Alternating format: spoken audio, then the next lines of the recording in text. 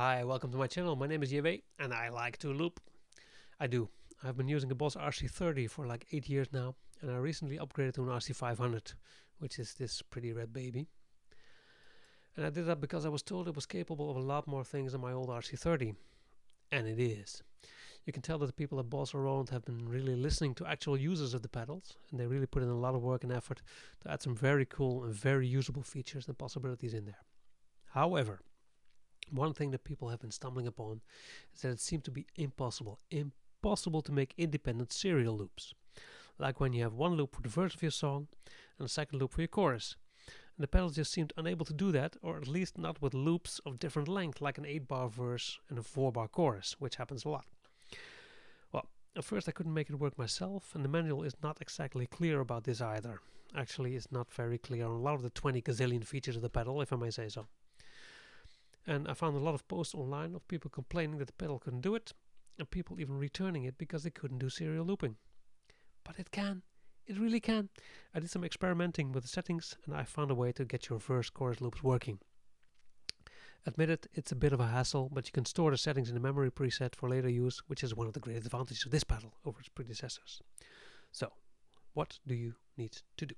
I'll show you. At first, you start with a clean memory slot. First, we have to disconnect the starting points of the two tracks, and that's very easy. Track 1 edit, you go to loop S, which means loop sync, select, switch it off. You do the same thing for loop 2, select, switch it off. There you go. Now the starting point of loop 1 and 2, track 1 and track 2, are independent of where the other loop is in time. So you can start the other loop at any point in time, and it starts at the beginning of that loop, which is very important. Second thing, you go to play mode in memory. Play mode, select, first you select single, so it only plays one channel at a time, one track at a time, either track 1 or track 2. If you switch, it switches the other one off. Next thing you need to put is the track chain, which is also in play mode, needs to be series. So the loops follow each other. Well, that's all you need to do. And if you're really smart, you write this immediately in your preset, so it's saved for any future reference. So how does it work? Let me show you. I can now start recording my verse on channel 1 and my chorus on channel 2. Channel 1 is now selected. Let's start record a verse. This is a verse. This is a verse. This is a verse. It's still a verse. This is a verse. This is and you can loop that at will, of course. This is a verse. It's still a while this verse is looping, we can prepare the pedal for the recording of the chorus. We select track 2, which is empty now.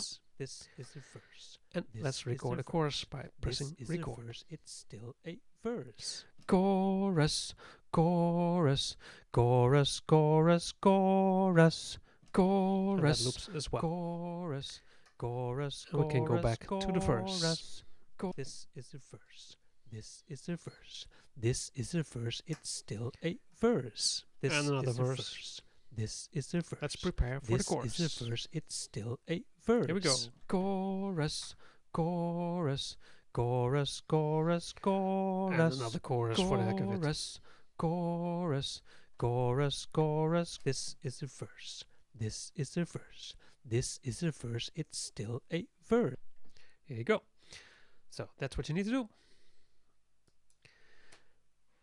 So, in fact, that's all. I've done it a couple of times rehearsing this video, and it's pretty simple once you get it. And that's how you make your independent serial loops, so you can use verses and chorus any way you like. So spread the word. The pedal can do it. It really can. And happy looping. Bye bye.